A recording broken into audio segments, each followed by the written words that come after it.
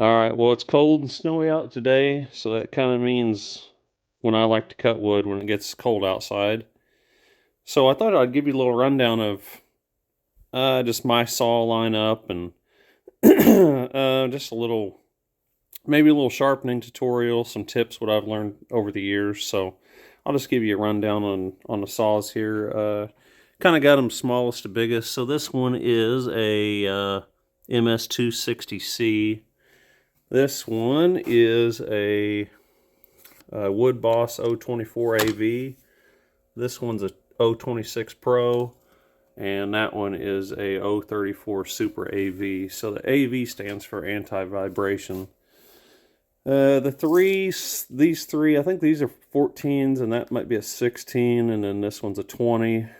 The bigger one's 3/8 pitch, and these three are 325. And so not only can your length of bar be different, but also the pitch, the drive pitch, and so it'll take a different file. And those just little things I'm going to talk about. What else? So let me. So I've got a whole bunch of different chains I'm going to show you here, and kind of tools you'll need, and different bars. This is an old, what a really old bar looks like that I took off. That's a 20-inch, and this is 25-inch. Both of these are in 3/8. You can see this tip had got hot, and it had been on there forever, so I replaced it. And then I bought this 25. It can run on the 034. It's almost too big for it, but I thought if I got into a really big piece of wood, this would come in handy. But most of the time, I just keep the 20 on it. And some different files, and so let me move some of these saws out of the way, and we'll get back to that.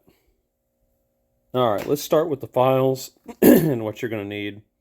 So different chains need different files, or they can. And when I say that is, like a 3/8 chain is supposed to take a 7/32 file, like this one. And a 325 chain is supposed to take a 3/16 file like this one. I don't know if you can, can you tell this one's, sorry, I'm zooming in. This one's quite a bit smaller. But I kind of use the 7/32 on everything. But what they recommend for 325 is 3/16 for 3/8. 7/32. And then also what you're going to need is a raker file. So this is a flat file, and it goes on, I don't have very good light, do I? This part right here, this is what's called a depth gauge or a raker gauge. And I'll get a better close-up of this later, but this is what you take down with this flat file. And I just buy my files in 12 packs from Amazon, from Oregon. It's a lot cheaper than going to the local saw shop. Alright, the other thing that I didn't understand is files do not last forever. When you're going along here, I'm trying to get in good light. When you're going along here and filing your tooth, and you can feel when it's biting good and when it's not. So a file does not last forever. Sometimes a file will last a while. Like if you're just touching a chain up, like this one's on this saw right now, it's pretty sharp. And so that's probably the one I'll put in the vise. And your file will last a long time, but if you really hit something like a rock or a nail or something, and your chain gets in bad shape, you might go through a couple files just trying to get that chain back in shape. These are like little handles you can just pop the file in and out of if you want to. Okay, after that, let's go to chain, and I'll show you kind of what the difference is between brand new chain and completely worn out chain. Comparison, this is both 3/8 chain. Here's a brand new chain, here's the length of the tooth, here's a completely worn out one. And so why you have to adjust this raker right here is because see how much higher the tooth is here when it's brand new than back here? And so what the raker or the depth gauge does is doesn't let you eat too much wood. If you do that, it'll just bog the saw down. So this right here actually rides along the wood and kind of meters out how much wood this tooth will get to eat. And so see how it's higher here than here? And this is a very good comparison. Here's a very worn out one right here. Brand new, or pretty much brand new. Get you laid drive teeth to drive teeth. Gotta find my pointer. This is what the difference is between, and usually it happens around a 60cc saw. They'll start putting this smaller chain, this 325 chain. So see this drive link? This is what goes into the sprocket of the chainsaw and makes it turn. See, I don't know if you can tell, but this one, this drive is much smaller than this one. This is 3/8 chain. This is 325 chain. So this chain, that's what you can't interchange these chains without changing the sprocket on your saw. So that's a difference too. There you can kind of see how much bigger this drive tooth is than this one. And so there's chain difference for you. And so I'll throw this saw on the vise and we can do that. Show you how to sharpen it. You see that mark right there? So they put, at least steel does. This is steel chain, and this is so you kind of got three things that you need to sharpen. Let's see if I can find. Here we go. You got three things you need to sharpen on a tooth at the same time. That's why you need the right size file. So let's start at the bottom.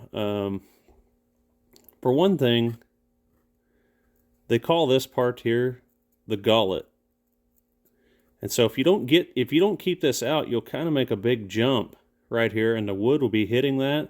So you need, as you bring this tooth back, this one's probably half worn out. I would say the tooth probably started right in here. And so you need to keep this material out of here.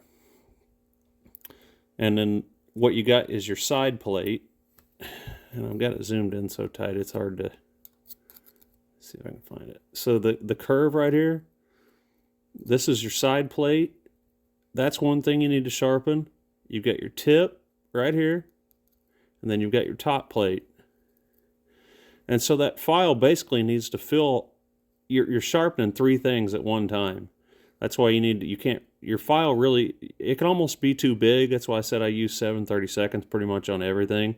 But it can't be too small because you won't be getting everything. You won't be filling up this. You won't be doing your side plate. You won't be getting your point, and you won't be getting your top plate. You'll be missing something. And so it's almost better. I like having a bigger file. This will not be as you're gonna have a lot tighter C the smaller file you use.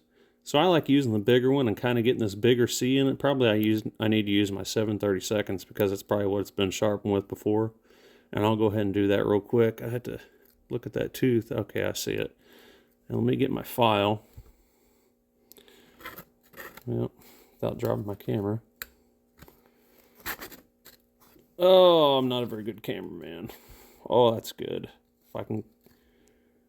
If I can keep my arm out of the way. And hopefully it won't focus on my arm or something.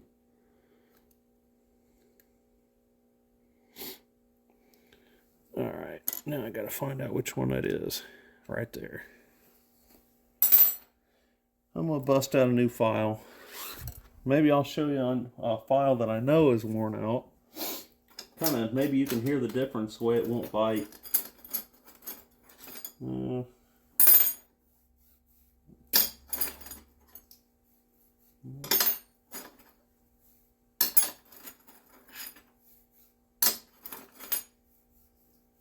Let's see. So is this it? Yeah. So just what I like to try to do is keep my file. I'm moving my. Let's clamp this down. Stand by.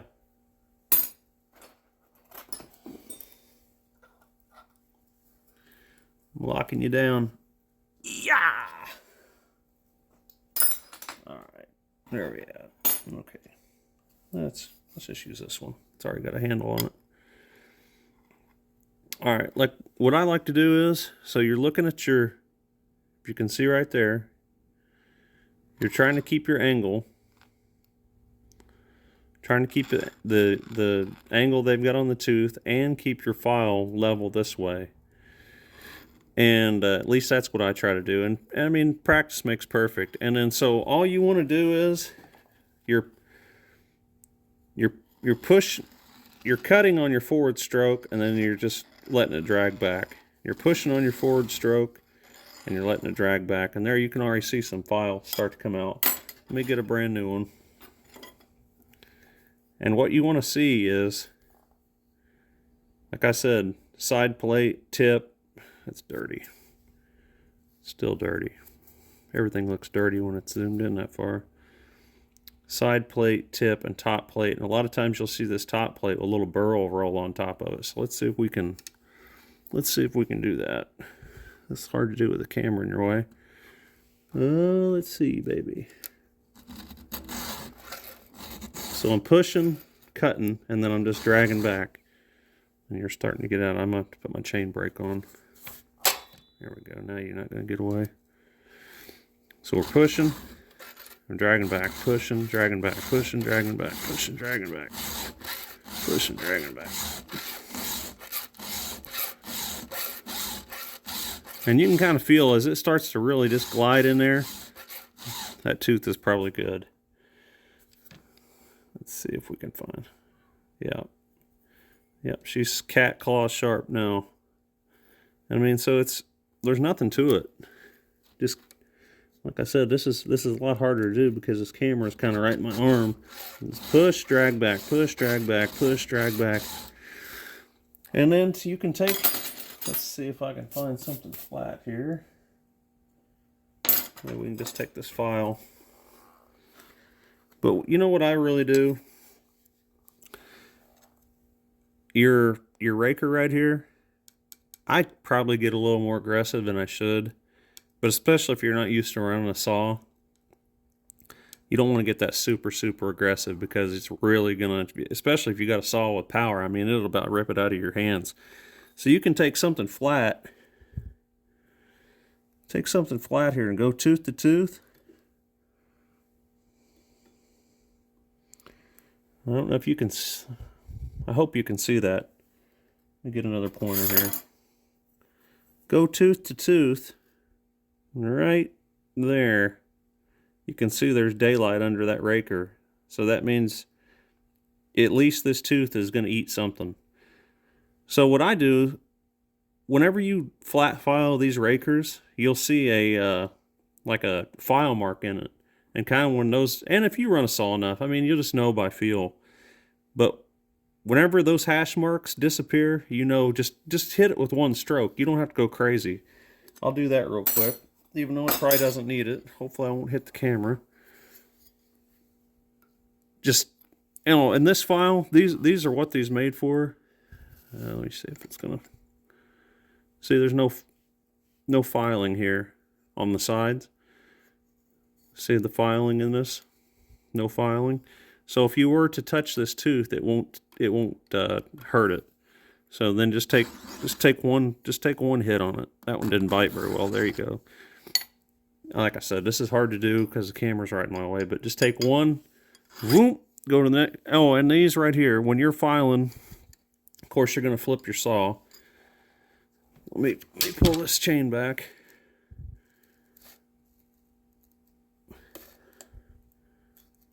Now see this one here? See the tooth's backwards from me. So you would do them all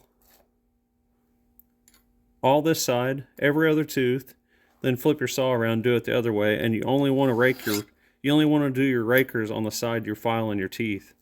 Like this one here. Sorry. Grief, where'd you go?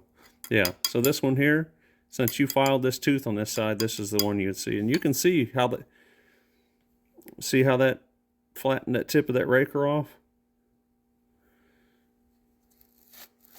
So we can go to another one now. So I know which one it is. There it is. So let's hit that one a little bit. Is this one? Yeah. New file. I'll put this one back in the box so I don't forget. So clean it off a little bit so we can see our laser mark right there. Keep it with that same direction. Push. Let it slide back. Push. Let it slide back. Push. Let it slide back. Push. And I can already feel it. I mean, this really, it just needs a touch up. Done. That's it. That's all it needs. So you can see how that, man, that's sharp. You can see your side plate, tip, and top plate all in one thing. And this, according to everybody, you shouldn't use this file, but I like how it fills it up like that. Now see, like, I'll get my other one. See how this other one, this right here would be a lot tighter, but you want this material gone right here on the bottom. If you use this little file, a lot of times what people will do, they'll stay high up in the tooth and leave a lot of this. Like I said, then the wood will just be running into it. So it cuts a lot better if you get that out. They call that the gullet. Let me try to do another one. So see, here's your opposite tooth. We don't want to sharpen that one. You'd have to flip the saw around. So here's our next one. So you can kind of see it's, let me feel it. It's really not bad. But you got a peek at it there. Set our chain brake. Where are we at? This one? Okay. Push, drag back, push, drag back, push, drag back. Yep, it's already there. Once you just, I mean, it's just gliding now. Done.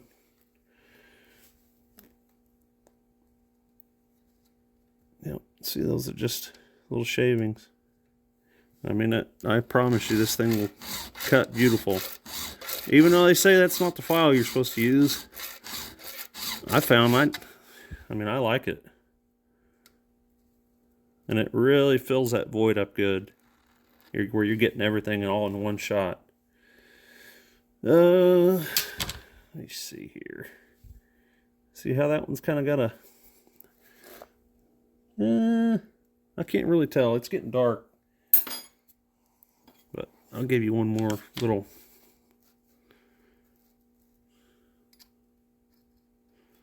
Give you one more little thing here. One hit. Go. See how you just took the edge of it off? Let's see if we can... There's my file. Let's see if we can go from tooth to high point again. And there you can see. We've got a lot of good gap under that. So probably this one's going to be a little bit on the aggressive side. But they make tools where you can check this depth and everything. But like I said, if you cut enough wood, you're gonna know when it needs it, when it doesn't, and definitely when it's needs sharpened. So I think that's gonna do it for this one. Happy wood cutting, and we'll see you on the next one.